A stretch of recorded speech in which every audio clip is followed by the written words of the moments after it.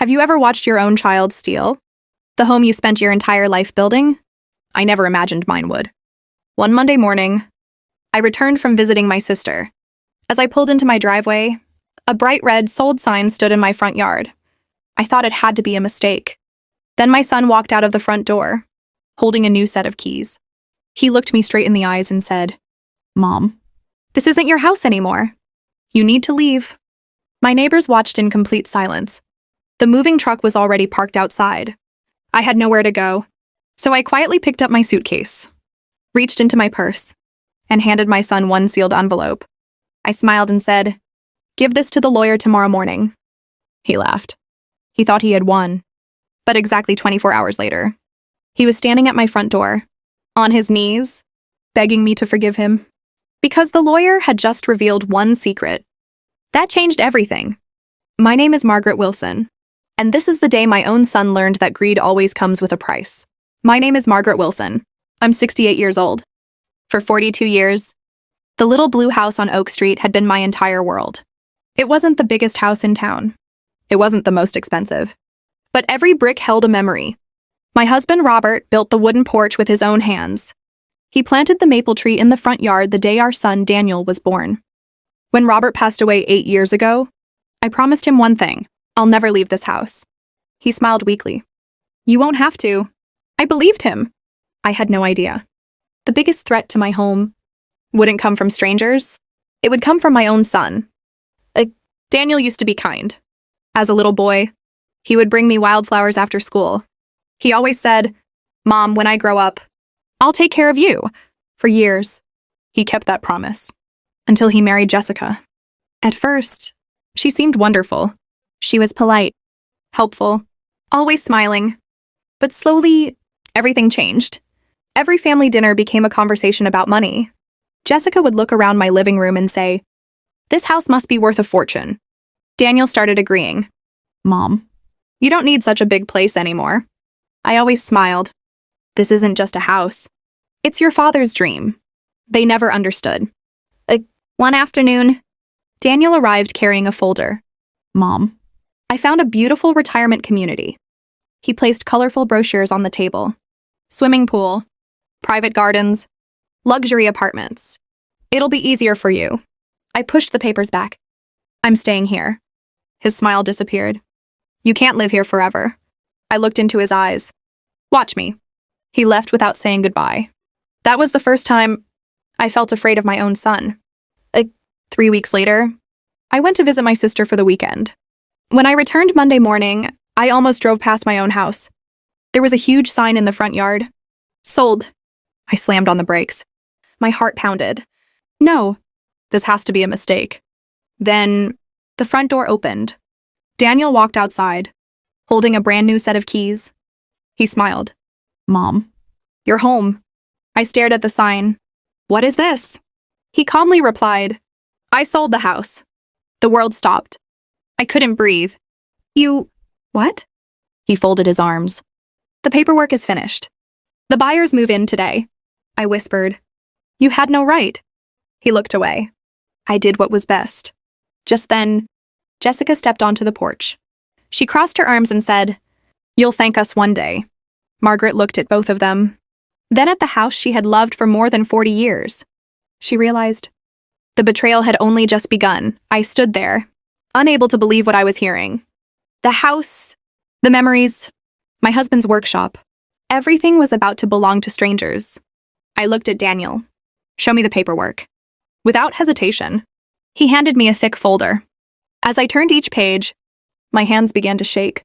There it was, a deed transfer, a sales agreement, and at the bottom, my name, my signature. I stared at it for several seconds. Then I quietly closed the folder. "Daniel, this isn't my signature." His confident smile disappeared for just a moment. Jessica stepped forward. "It doesn't matter now. The sale is already complete." I looked directly into her eyes. "It matters, because forgery is a crime." Neither of them answered. A black SUV pulled into the driveway. The real estate agent stepped out with a smiling couple. "The new owners are here," she said. The couple waved politely. "We're so excited to move in." I forced a smile. "You didn't know, did you? The husband looked confused. "No what? I never agreed to sell this house." The smile vanished from both of their faces. They slowly turned toward Daniel. He quickly interrupted. "My mom is just emotional. Everything is legal." The buyers exchanged uncertain looks. I didn't argue. I didn't scream. Instead, I picked up my small suitcase, walked down the front steps, and quietly left. As I reached the sidewalk, I looked back one last time. Daniel thought I had given up. He had no idea. I was giving him exactly what he wanted. For now. An hour later, I walked into the office of our family lawyer.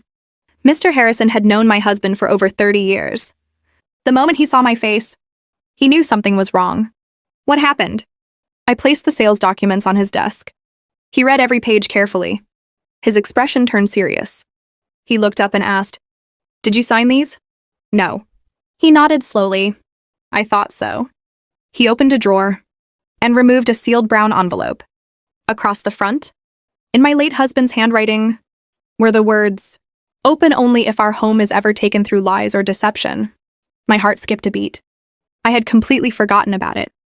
Years earlier, Robert had prepared that envelope, just in case someone ever tried to cheat our family.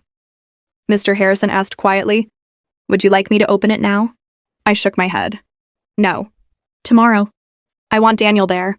I want the buyers there. I want the bank manager there. And I want everyone to hear my husband's final words." Mr. Harrison smiled. "I'll arrange it." The next morning, the conference room was full. Daniel sat beside Jessica. The buyers were ready to complete the final transfer. The bank manager placed several documents on the table. Everyone believed this was just another routine meeting. Then, Mr. Harrison walked into the room, holding the sealed envelope. He placed it gently on the table, looked around the room, and said, "Before anyone signs another document, there's something all of you need to hear." At that moment, Daniel's confident smile began to fade. He had no idea that the next 5 minutes would change his life forever. The conference room was completely silent. No one touched the documents. No one spoke. Mr. Harrison slowly picked up the sealed envelope. He looked at Daniel. "Your father gave me this letter 9 years ago. He told me, only open it if someone tries to take our home through dishonesty." Daniel swallowed hard. Jessica crossed her arms. "This is unnecessary. The sale is already legal." Mr. Harrison looked directly at her. "We're about to find out." He carefully broke the wax seal. Inside, there were 3 documents, a handwritten letter, a notarized legal agreement, and a property trust certificate. The lawyer unfolded the handwritten letter first. His voice echoed through the room. "My dear Margaret, if you're hearing this letter, it means someone we trusted has forgotten what this house truly represents." Margaret closed her eyes. Hearing Robert's voice through his written words felt like seeing him again. The room remained silent. Mr. Harrison continued, "This house was never built to make us rich. It was built to keep our family together." Daniel slowly lowered his head. The lawyer turned to the second document. "This is the Wilson Family Heritage Trust." He placed it on the table. It was legally created 8 years ago, the day after Mr. Wilson's funeral. Jessica frowned. "What does that have to do with this sale?" Mr. Harrison answered calmly, "Everything. The property was transferred into the trust. It cannot be sold without the written approval of the trustee." Daniel asked quietly, "Who's the trustee?" The lawyer looked toward Margaret. "Mrs. Margaret Wilson." The room froze. The buyers exchanged worried looks. The bank manager immediately stopped the transaction. "I'm suspending all fund transfers," the real estate agent whispered. "So, the sale isn't valid?" Mr. Harrison nodded. "It never was." Jessica stood up angrily. "This is ridiculous. We've already signed everything." The lawyer calmly slid another paper across the table. "These signatures will now be examined by a forensic handwriting expert.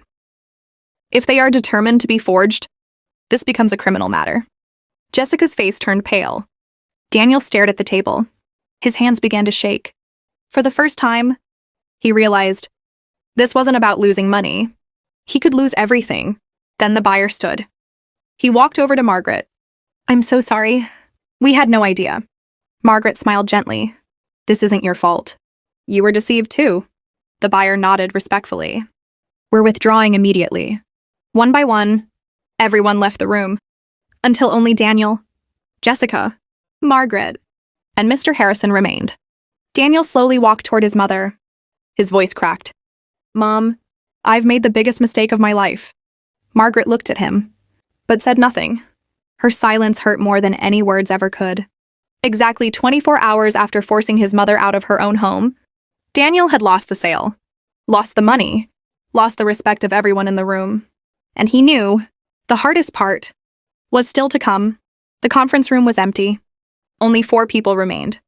Me, Daniel, Jessica, and Mr. Harrison. No one spoke. The silence felt heavier than any argument. Daniel slowly walked toward me. His eyes were red. His hands trembled. Then, something I never expected happened. He dropped to his knees. "Mom, I'm sorry. I thought money would solve everything. I was wrong. I've lost your trust. And that's worth more than any house." I looked down at my son, the same little boy who used to run into my arms after school, the same little boy who once promised he'd never let anyone hurt me. Somewhere along the way, he had forgotten who he was. Jessica stepped forward. Tears filled her eyes. I pushed him. I kept telling him the house was just money. "I never understood. It was your whole life." She quietly placed the house keys on the table. "I'm sorry." Mr. Harrison closed the file. "The sale has been canceled. The buyers have withdrawn. The property remains in Mrs. Wilson's trust." He stood up. "But what happens next is no longer a legal decision. It's a family decision." Then he quietly left the room. Daniel looked at me. "I don't deserve another chance. But if you'll let me, I'll spend the rest of my life earning your forgiveness." I didn't answer immediately. Instead, I reached into my handbag, pulled out an old photograph. It showed Daniel, at 8 years old, painting the front fence with his father. I handed it to him. "Do you remember this day?" He smiled through tears. Dad said, "A house protects a family." I nodded. "And what protects the house?" He lowered his head. "The family." A month later, every Saturday morning, Daniel arrived before sunrise. Not to ask for money, not to ask for the house. He came with a toolbox. He repaired the porch, painted the fence, replanted the flowers his father had loved. Sometimes we worked together for hours, without saying a word. Trust, like an old home, isn't rebuilt in one day. It's rebuilt, one brick at a time. 6 months later, I invited Daniel and Jessica for dinner. After the meal, I placed one final envelope on the table. Daniel looked nervous. "What is it?" I smiled. "It's not a property deed. It's not money. It's something far more valuable." He opened it. Inside was a handwritten letter. It read, "I forgive you. Not because you were right, but because holding on to anger would only destroy what's left of our family." Daniel broke down in tears. He hugged me tightly. "I'm so sorry, Mom. I'll never let greed come before family again." I held my son close. I never wanted a perfect son. I only wanted the one I raised to find his way home. A year later, the old blue house still stood proudly on Oak Street. The maple tree Robert planted had grown taller. Children laughed in the yard again. And beside the front door, a small wooden plaque had been placed. It read, "A house can be bought. A home must be earned. Love is the only inheritance that lasts forever." Every visitor stopped to read it. Some smiled. Some wiped away tears. Because they understood the lesson. Money can disappear. Property can change hands.